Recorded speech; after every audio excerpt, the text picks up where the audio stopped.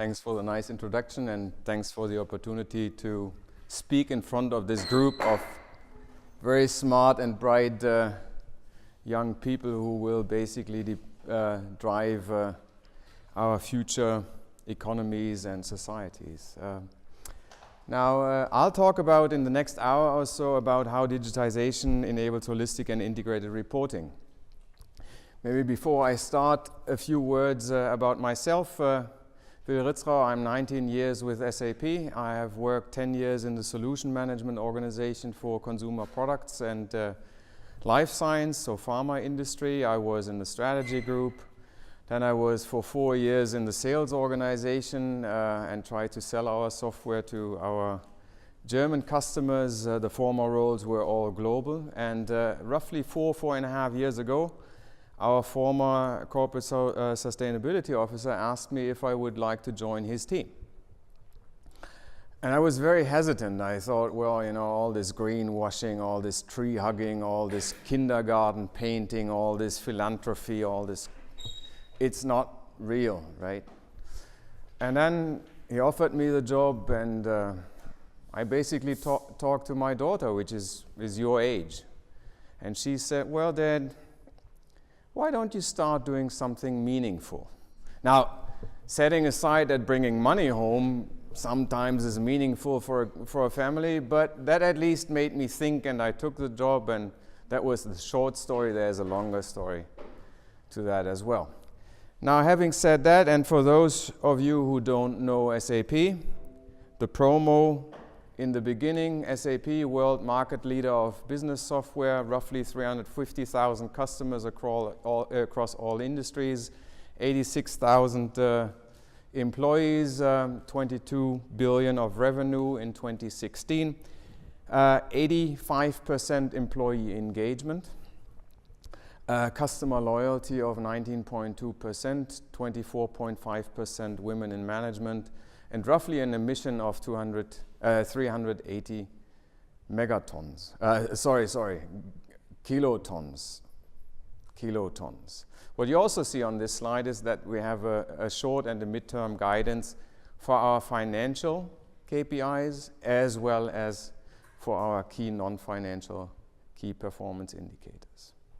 Now, what I would like to talk about is, and to get you awake again, and when I talk about accounting or reporting, I use those two terms as proxies for management, okay? Because companies are run by the accountants and by the reporters.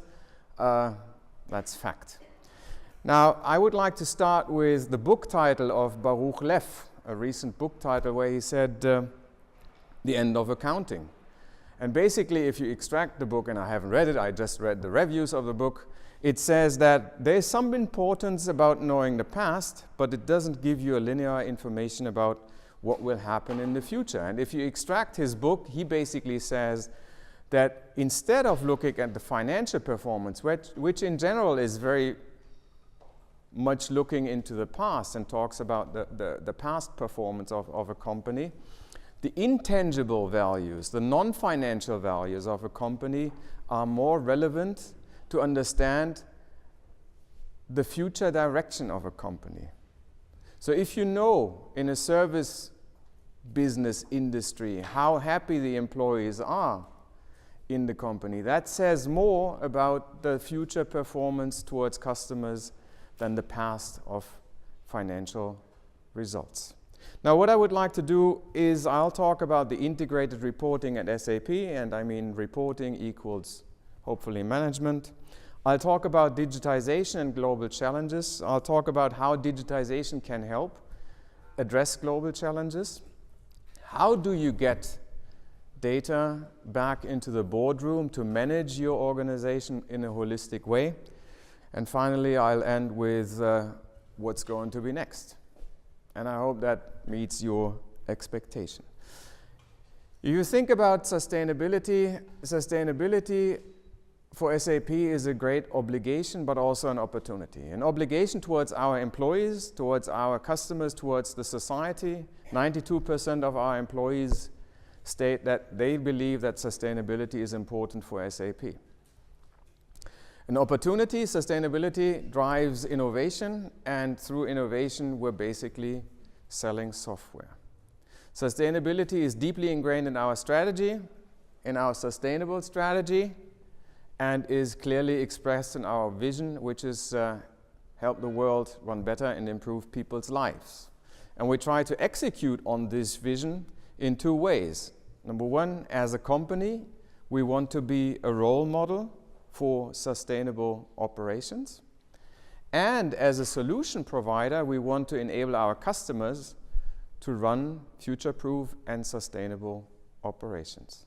Now, having said that, and you have seen our KPIs, how do I get this thinking, this holistic thinking of sustainability, meaning economic, social, and environmental impact creation, into an employee base of 85,000, which are mainly scientists, informatics guys, number-driven guys? How do I get the non-financial things into the mindsets of these people? And that was the point where we basically said we have to speak in the same language as our management, our leadership team. And that was where we translated our non-financial KPIs and our non-financial performance into monetary values. This is the heart of our integrated report, and this is what you probably have seen already and what you have already discussed if you're talking about connectivity of non-financial and financial KPIs. What you see on the right-hand side for you is our key KPIs of the company. We have two financial objectives, that is revenue and profit, and we have two non-financial core objectives, which is employee engagement and customer loyalty, because we believe those are material for our economic success. And then you see a few more social and environmental trailing KPIs like employee retention. We have an organizational health culture index, the BHCI. We have women in leadership or women in management as a KPI. We have social investment and capacity building. Those are the social ones, and the environmental ones is greenhouse gas emissions in total. We have renewable energy, we have energy, and I don't know, I forgot the four. So we have four of them. When we talk to our employee base, this is the first aha moment, because as I started out, I said, well, all this tree hugging, greenwashing, blah blah blah blah blah. And everybody thinks sustainability is about environment. Now, if you look at our company, we're a service-driven company. The environment, as you can see by 380 kilotons of emission, is irrelevant, is entirely irrelevant. The company's success is based on our employees. So the employee-related KPIs are significantly more important than the environmental KPIs. And as you can see is what we did in a model built together with PwC, that's why it's nice to be in the PwC room here, is that 1 percentage point change in our employee engagement, plus or minus, results in 45 to 55 million savings or loss in our operational profit. Our business health culture index has an impact of 80 to 90 million. Employee retention has 50 to 60 million impact on the operational result. Environment, 1% less emissions is 5 million. So you see that just from the numbers, social KPIs are increasingly or significantly more important than our environmental KPIs. And that, again, is one of the aha moments of our employee base. They think, well, you know, sustainability is all about environment. But these numbers actually made our CFO listen. Even with 22 billion of revenue, 90 million on the margin is a number. So he started 3 years ago when we had the first calculations, which was, I think, 20 million less, but nevertheless it was 75, about for the business health culture index. He stood in front of the entire employee base after our annual results, and he said, I want you guys to manage the company not only on the financial aspects, but include the non-financial KPIs in your daily operational management as well.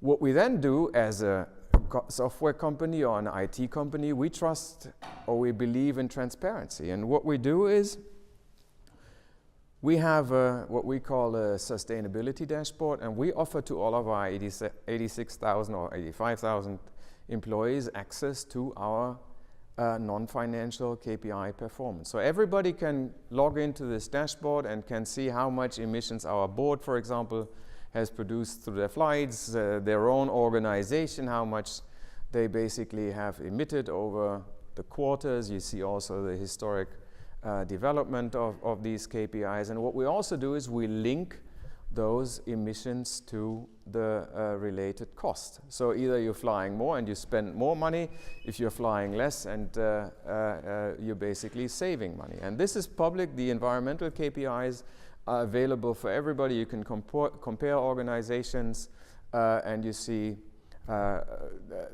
very high transparency on the environmental side here. The social side is slightly different because based on the regulations around data privacy, we have to be very clear who sees what. And since we're running this on our global corporate data warehouse, we have role-based authorization concepts, and that makes sure that everybody just sees what he or she is allowed to see. Now, we're fully aware that our business model is significantly less complicated than the business models of a BASF just across the river, or a Daimler, or an ENW. We're fully aware of that. Nevertheless, we're just using data to create transparency for better reporting and better decision making, and we combine the non-financial KPIs of social and environmental performance with the financial performance. Now, having said that, I would like to take you on a little journey about digitization, what digitization is and how digitization can help, and then I'll come back to the point, how can you use digitization to run your organizations in a more holistic way. I think all of you have heard about the trends in digitization. We have the hyperconnectivity, everybody is on 24/7.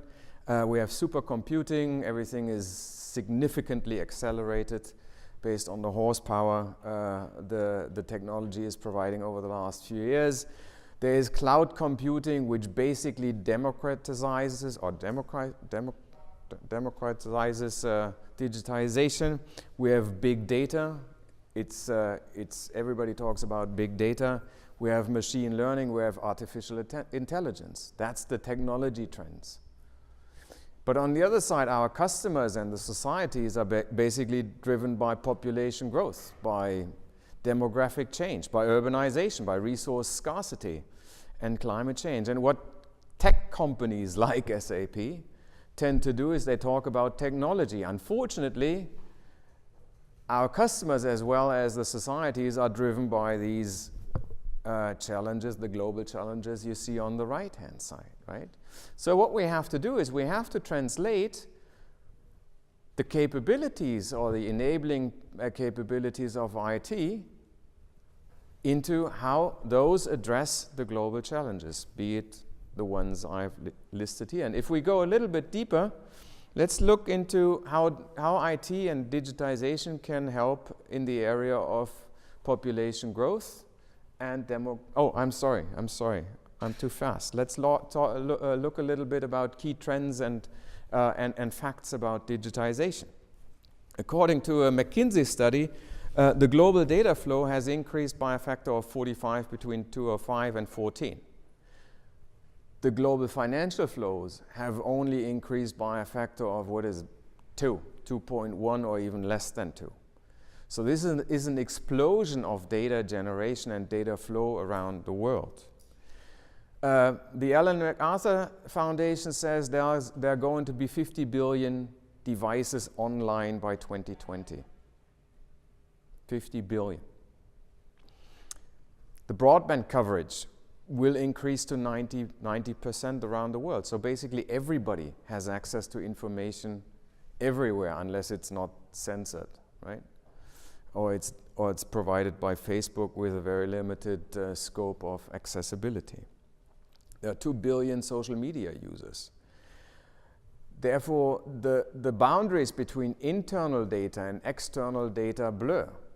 If everybody is a reporter, all of a sudden you, as a Facebook user or a Snapchat user or whatever you're using, you can create significant pressure on organizations. Just think about the Arabic Spring.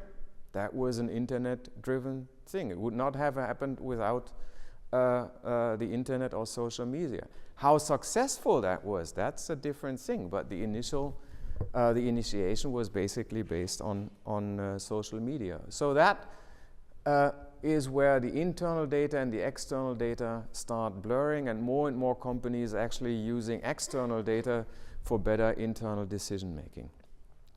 I've talked about the horsepower of the hardware. That has significantly increased. We are calculating things nowadays which a few years ago nobody would have thought about. 3 years ago nobody would have thought about autonomous driving. The Google cars have already 2 million or multiple million miles accident-free in the Bay Area. So horsepower is there. Cloud computing makes IT more achievable. So it's less expensive. You don't have to have your own IT organization. IT becomes commodity, and you just move it from a capex investment, which IT tended to be, to an OPEX. It's a different budget, and you don't have to put up a lot of money in upfront, but you're just using the stuff, right? And from that perspective, the summary is that real-time transparency is expected by everybody who's using IT. Now, if we look, and that's the next thing where I wanted to go already earlier, is how does digitization, for example, can help address population growth and demographic change? We'll be 9 billion people, 9 to 11 billion people around 2050. And the big three things around that stuff is basically health, food, and education. So how can digitization help to keep people healthy, provide enough food, or educate people? Now, we've shown that in a very close cooperation, for example, with the National Center of Tumor Diseases in Heidelberg or with the American Society of Clinical Oncologists, where we basically used our technology to create a cancer repository. And just think about, and everybody knows somebody who has had cancer or somebody who died of cancer. I think it's, aside from cardiovascular diseases, is one of the most threatening disease on the planet. So just think about how long it takes, or it took, to basically have the right diagnosis of the cancer type. Now what we're doing now is, and that is technology, what you can do is you can identify the type of the cancer based on the genome of the cancer cells, and then you can match the cancer type with the repository of the perfect treatment. So instead of having a shotgun approach of various treatments in a row where you don't know how successful that is, you can actually create the individualized, personalized treatment for the person at the very first setup. And it doesn't take 3 weeks, because with a very aggressive cancer, 3 weeks can be deadly, right? So that is where digitization helps to increase the quality of life of the patient, because he or she doesn't live in uncertainty for a long time. The probability that the treatment will be successful and the survival rate goes up. But also think about the healthcare cost. If you don't have to have 3 or 4 treatments, it's just less expensive for the entire society. Plus, the person is economically faster productive in their jobs. That's one piece. Another thing is that was first world. Second world is always you have the prevention, and then you have the 3 steps of medication or medicine. You have prevention, then you have the diagnosis, and then you have the treatment. But just think about prevention. There's a study out in, I don't know where, in Nigeria, Ghana, I don't know exactly. But what they used was, mobility patterns of people with mobile phones, and they map that with doctors basically saying that they have populations of increased body temperature. Now in those areas, that's a sign for malaria. So if you combine the mobility or the mobility tracks of the mobile phone users with the areas where increased body temperature is, combine that with weather forecasts, you can basically predict where the next malaria outbreak may happen. That gives you time to ship malaria nets, educate the women and the kids, they sleep underneath the malaria nets, and you reduce the infection rate for malaria. That's third world. So it's not, I don't want to give the impression that digitization is only a thing for the first world. It's globally, especially through, for example, cloud computing and hyperconnectivity. Now, if we're 9 billion people, there's estimates we need 70% more food on this planet. And that has two things, two aspects again. We have to increase the food production or the yield. And you also should think about that the arid land where you can actually produce food is decreasing due to climate change. So we have to increase the yield, but we can also avoid food waste, which is a significant aspect. Roughly 30% of the post-harvest food is wasted. So precision farming, what's that? There's a company here around the corner. They're actually running tractors on GPS signals. Just think about umpteen years ago when you had the wheat harvest. These huge harvesters would run. I think it was half a meter. The runs were half a meter overlapping. Now they're running these things with a precision of 10 centimeters. If you have a large field, you can basically reduce the energy and fuel consumption because you're just have fewer runs across large fields. But what is more important is basically if you combine the soil quality with weather forecasts, you can make suggestions and for example, herbs and pests on the field, you can make suggestions to the farmers how much fertilizer you need, how much pesticides, how much herbicides you need. So overall, you reduce the overall consumption of agrochemicals, but simultaneously you increase the yield of the field. So there's more money in the pocket for the farmer because he has to use less resources with an increased yield. First world. Third world is if you start really matching demand and supply, or demand, you could actually adjust the supply in various crops and various agricultural products. So that again is an area where digitization can significantly help to produce the right amount or the sufficient amount of agricultural products. And the last thing is, if you want to take somebody out of poverty, you probably know this, that give a man a fish and you feed him for a day, teach a man how to fish and you feed him for his life, teach him how to make fishery and you basically get him out of poverty. So the two things which get people out of poverty, and that is one of the goals of the World Bank, to get 1 billion people out of the bottom of the pyramid, is access to finance and access to education. And cloud computing and hyperconnectivity actually helps, especially women or girls to get access to education. In many areas, it's still that the boys are either allowed to go to school, but the girls need to stay at home, get water and all kinds of stuff.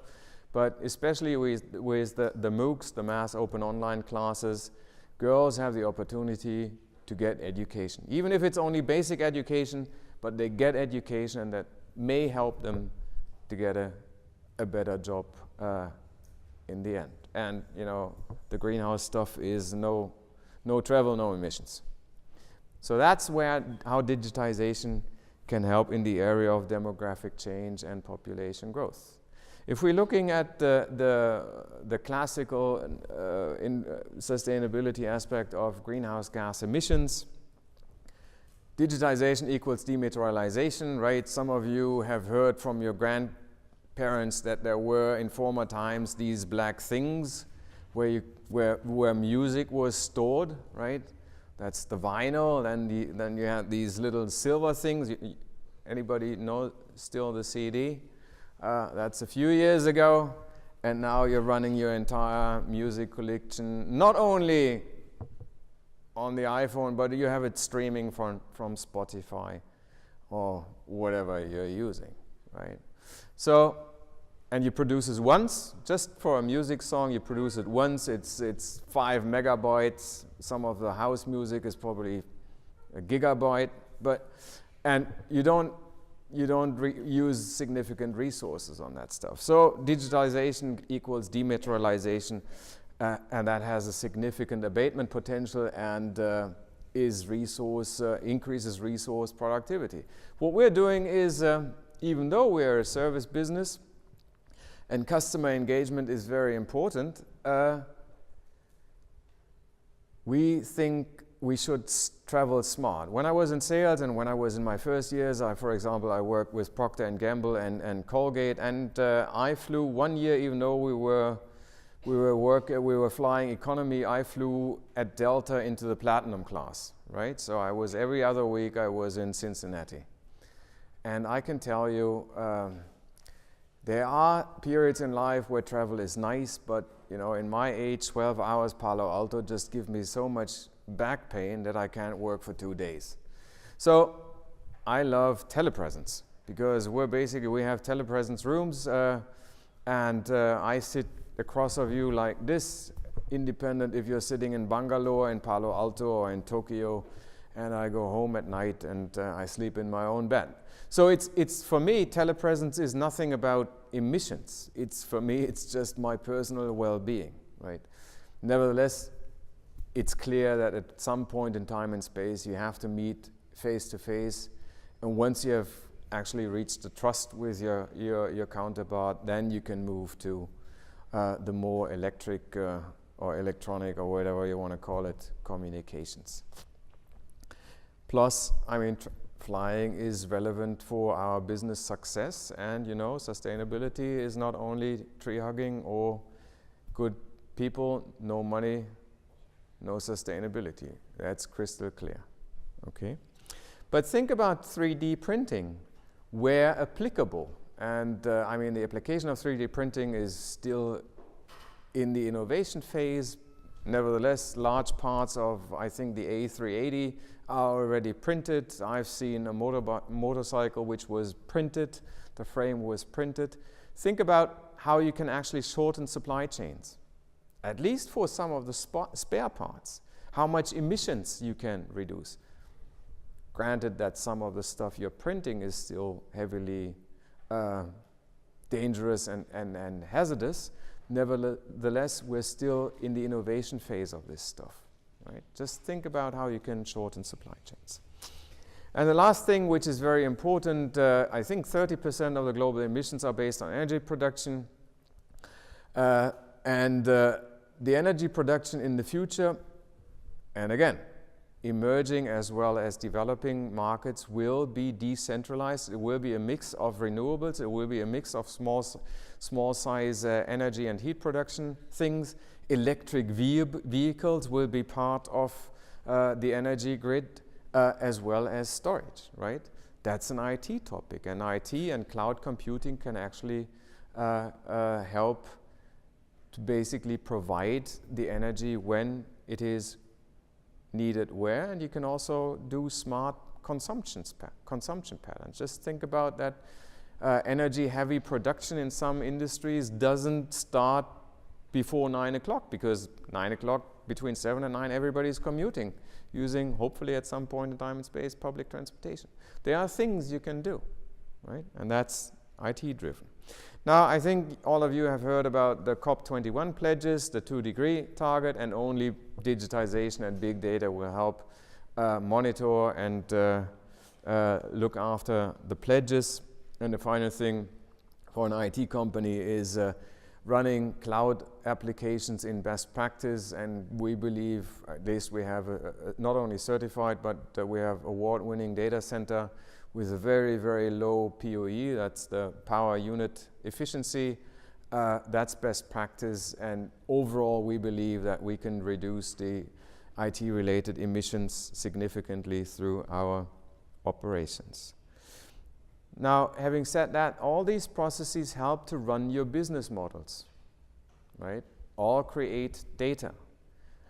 Now let's make one step back. Where do we see that IT and digitization can help in the area of sustainability or social, environmental, and economic performance? We see three levels. Number one is the tactical level. That's basically the most boring thing, like environmental health and safety. You basically use IT through applications that you make sure that your company is running compliant and risk-reduced operations, basically keeping the license to operate. You can do that through IT. In the pharma industry, it's, for example, the electronic fingerprint that in some production processes, while you're producing medication, somebody has to sign the production process, and you're using a fingerprint which says this guy or this girl is certified or authorized to close or finish this or complete this production step, and then the stuff goes on. So that's more or less the compliance stuff. Corruption is the same thing. We have fraud detection systems where you see irregularities in your financial bookings. That's all. So that's basically compliance. The second thing is the opportunistic area where, and that's the classical approach of IT. I mean, our core product was called ERP, Enterprise Resource Planning. It's all about efficiency gains, all about automation. That is the resource productivity at its best, right? We don't talk about sustainability here, but sustainability basically comes implicitly through the application of IT. But the most interesting thing, at least for me, is how do you use IT in the framework of sustainability in the strategic transformation approaches? How do you use IT to move a car producer from producing cars to creating or providing mobility? How do you use somebody who's producing energy in coal-based power plants or nuclear power plants into somebody who's orchestrating energy production and consumption? How do you bring or enable somebody, instead of selling a compressor, to selling compressed air?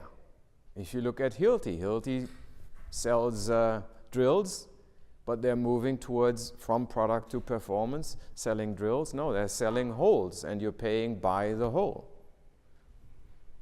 Right? That's a sustainability topic, because you make sure that your device, your machine, your asset is running at the least cost and least resource consuming level. And you make sure that that thing is sweated as long as possible. So instead of selling 3 TV sets in 10 years, you think about selling it once and sweating it for 10 years. And that is very resource conscious. So that's the 3 levels. And we have created, through all of these things, and I think I showed you how and where and when we created data. So how can these data be used to make decisions at the leadership level? And that's where we're going right now. Is we have a thing which is called the digital boardroom. So I don't know how many of you have already prepared board meetings. I don't know, maybe not too many. But one of the leading discussion in board meetings is where does your data come from? And then you have the first food fights about when do you pull the data, because there's usually, depending on the line of business, in many cases there are discrepancy in the data. So the one pulled the data on Monday afternoon, the board meeting is on Thursday, the other guy pulled it on Wednesday, so there's a discrepancy in the data. So what we're doing is we're running a digital boardroom, which is what you see here. It's 3 big touch screens, and basically while the board is discussing things, they're drilling down into the data, and it's touch screens, and they can wipe and swipe, and they can double click and drill down. And what we're currently doing is we're trying, or we're getting our non-financial KPIs, the business health culture index, the retention rate, the employee engagement, as well as the emissions, into the digital boardroom. And just having those numbers available and transparent to the board makes them think, why are those things there? Right? I'm not talking about the mechanistics I showed in the very beginning, but just having those things up there, then they think about it and they see the results. So potential KPIs could be, for example, in the chemical industry, it's employee safety, sick days, right? Diversity, demographics, employee engagement training, human rights compliance in the supply chain, right? That's a dormant issue. You want to make sure that that is compliant, because if that hits the fan, you are in real trouble, as you have seen by Nike a few years ago, or the garment industry a few years ago. And there's also inclusive business models, as I talked about, inclusive banking or inclusive farming, those kind of things. Environmental, clearly emissions and energy, water use and wastewater production. Water has been the priority number one risk at the World Economic Forum 2 years ago, so water will become a very important thing. Waste, recycling, many companies try to go towards zero waste, and then use of conflict minerals is also very material for the various companies. Now, an IT presentation never misses an architecture. This, aside from the beginning of the presentation, is a marketing piece of this presentation. But nevertheless, the only thing I want to make, the only message I want to get across here, you have to have the data not in various buckets, and it doesn't make sense, and that's why we're talking about integrated reporting in contrast to sustainability reporting. Because if the sustainability guys do the sustainability report, it's the sustainability guys doing the sustainability report. But we're talking about integrating and holistic management. So if you don't have the relevant data in the same place, you cannot report and decide upon those things. So we're running our sustainability data in our corporate data warehouse, and in this way it's very easy for us to make the connections between the non-financials and the financials. That is a very important thing. And if you look at many companies who don't do integrated reporting and do a sustainability thing or report, as good as that may be, if it's not financially relevant, it is very, very difficult to get that thinking into the leadership. You need to show the monetary impact. Okay, so that's a classical architecture based on SAP technology. But it's what's very important about is you can do, on the one hand side, if you have the right data, you can do the business intelligence to make decisions. But what's more important is you can also include it into the planning. So just think about that a carbon tax is coming, which will come at some point in time in space. There will be a carbon tax. You can include the carbon price into your future business planning. And while you have that, during the operations, you can actually start simulating what the financial impact of the carbon tax or your production-related emissions will be, right? So that's why you need intelligence to make decisions. You need it in the planning as well, and then you can do the simulations towards the future as well. Now, this is an example for a digital boardroom of the chemical industry. At the upper area, you see basically the key financial figures. You see the pipeline health. You see the various business units. They have funny products like, what is it called? Acme 1, Acme 108, Acme 70. But then you see already the first impact of intangibles. That's the innovation.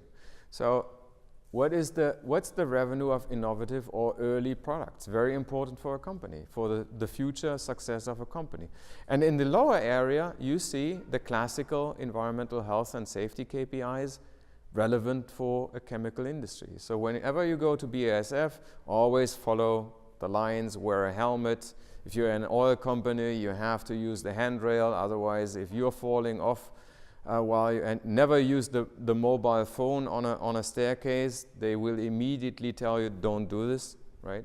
Because if you, as a student, fall off a staircase and, I don't know, you may not even break your ankle, that's an incident. And that incident will have to be reported. And that has a reputational impact on the performance of the oil company.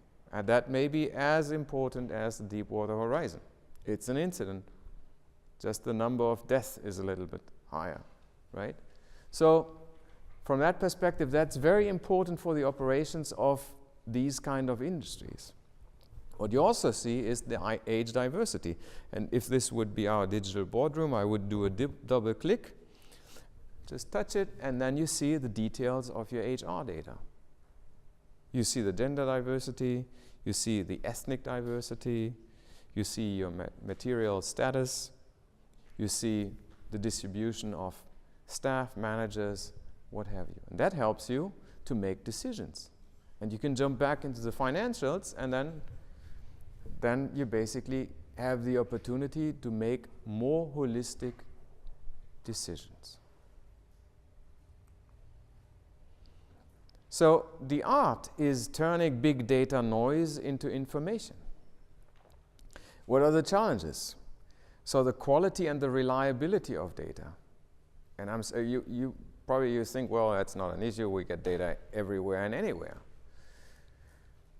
But I don't want to offer it to you, but when our integrated report is audited by KPMG, it's sometimes very interesting when we have to create the evidence, because everything in our integrated report is audited, and creating the evidence for KPMG to basically say, well, you know, we trust this number. Sometimes it's tricky. It's still a lot of Excel spreadsheets. It's still a lot of emails. It's still a lot of whatever, right? So the quality and the reliability of data is key. The availability, quality and reliability, so the data need to be correct. The availability and the frequency. So we're getting our employee engagement index once a year. So how clearly can you steer based on this employee engagement index if you get it once a year? Now, I'm not saying we need it instantaneous, but I think once a quarter would be better for steering. I don't know how fast you can react on employee engagement index, but we would need it more frequently, and we're working on that. So how relevant, and then the next thing is, how relevant is a KPI for steering? Right. A thing I'll come back to in a moment is valuation coefficients. It's a significant difference if you calculate a ton of carbon with $4, which Microsoft does, or an Exxon with $100. That has significant implication on your P&L. And then most importantly is security and privacy. So data security and privacy is the underlying theme for everything which needs to be done. So what do you need? It's basically you need entirely different skill sets. You need to get out of the silo optimization of profit maximization. So it's not about shareholder value. I'm sorry to say that. It's about stakeholder value. And the stakeholder value is an holistic view on the social, environmental, economic performance and impact of an operation. So you need to think differently. It's not about profit optimization anymore. And you need a seamless cooperation and understanding between business and IT. In many companies, and that's based on my own experiences, there is the IT organization which have to deliver stuff, and there's the business operation which basically said, make it, get it done. So, but the business guys need to get an understanding of what IT can do, and they should challenge the IT organization, and the IT guys should start wearing business suits and start think about business impact and business processes instead of bits, bytes, and hardware. Okay, so it's a mutual understanding of the two, and that makes it successful. So what's next? And that's things which we get, for example, when I do also our SRI roadshows, when we talk to investors, it's the standardization and comparability. So there's a wild thing out there, even though there's the GRI standard, there's the IRC framework, there's the global greenhouse gas protocol, there's a wild variety of numbers flying around, there's valuation and translation coefficients. So it's very difficult to really compare things in the term of corporate reporting and holistic reporting. Nevertheless, and that's what we're currently also seeing is, for example, who reads our integrated report? We have no clue. Quite honestly, we have no clue. Is it the investors, or do the investors basically get their information on the one-on-ones with our C-levels? Is it students because they have to do a homework? Is it our employees? It's not our employees. They usually don't read the integrated report. So I think the trend is going to be that more and more people expect more real-time reporting, and it's going to be a mixture of the internal KPIs and a mash-up with the external KPIs to really make a decision on, do I want to apply for a job at that company? Do I want to spend money into that assets? Do I actually want to become a customer of this company? Or do I actually allow them to settle down in my neighborhood to run their operations in my backyard? I already talked about the external pressure on organizations. And what you see, at least at the leaders of sustainability nowadays, is they start to basically talk about their role in society. It's not only, and that we were asked that recently by investors, is, can you tell me how you actually create value for societies? They didn't talk about our profit margin. They didn't talk about our growth ambitions. They talked about, what is your role in society? And if you look at the leaders here, as BASF just published their value to society report, I don't know, 4 weeks ago. Just look at that stuff, that it's not only about the performance of the organization, the corporation, it's about the entire value chain. So how many jobs does BASF create in their upstream value chain? How many wages, how many taxes are paid based on their supply chain? Right? How much land use they have, how much biodiversity they're impacting as an operations, but also in their upstream supply chain, and more importantly in their downstream supply chain. So that's the trend which you will see, and that's the questions these corporations start getting. So it's about risk understanding, mitigation, but it's also about advocacy. How important am I, and what is my role as a company in the society? And there's the new regulations, they pop up everywhere. You probably have heard about the CSR regulation, which was officially released a few years ago and became law, I think it was the 28th of March, which requires organizations of more than 500 employees or listed companies to create a report on their non-financial performance about parameters or KPIs which are material to the business. So what's next? This is what I just already explained. It's the next generation reporting will consider the wider scope of the activities of a corporation, value to society. Siemens has great reports on that stuff, how they actually create value in the various regions and countries. There are great reports about Morocco, about South Africa, what they are actually doing. So it is more the holistic view on the entire value chain and risk assessment along the value chain. It's the advocacy towards societal acceptance of an operation. It can be used for internal decision making. more on the large-scale investment schemes, but it also ensures a little bit the license to operate.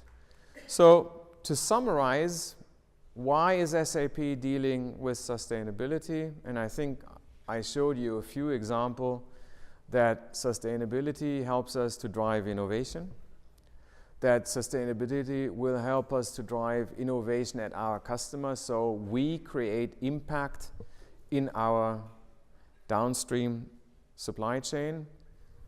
We have shown that we have cost avoidance in our organization. Sustainability still is very important for the employee engagement, even though the spread is between getting a B hotel into the backyard of our Waldorf campus towards innovation-led little projects where a colleague of us did a hydroponic or digitized hydroponic garden in Palo Alto, where they're basically growing their own vegetables. We are number one in Dow Jones Sustainability Index, industry lead since 10 years. We have good ratings in some of the ratings of ESG funds. Our stock valuation is impacted by our sustainability performance. We are around 11% we have invested by SRIs, so socially responsible investors, and it keeps us our license to operate. So with that, I would actually like to put up the last slide, which is additional information about our integrated report. We have a webbook out where we show how digitization and IT can help achieve the UN Sustainable Development Goals. We have 2 MOOCs out about sustainability and business innovation, or sustainability through digitization, and we recently released a brochure about how our vision comes to life with more examples where digitization and IT can help drive holistic management or sustainability. So with that, I hope I was able to inspire you to think a little bit broader than the classical economics, which, and unfortunately I have to say, in many cases is still very much focused on shareholder value. But you see trends and motion in the markets that, be it Stiglitz about the Great Divide, be it about the republication of the limits of growth by the Club of Rome. So companies and organizations, despite of administrations, understand that the global challenges are their framework, and if they want to run a sustainable, and that means a future-proof business, they have to think more holistically. So with that, thanks for your patience, and if you have any questions, shoot.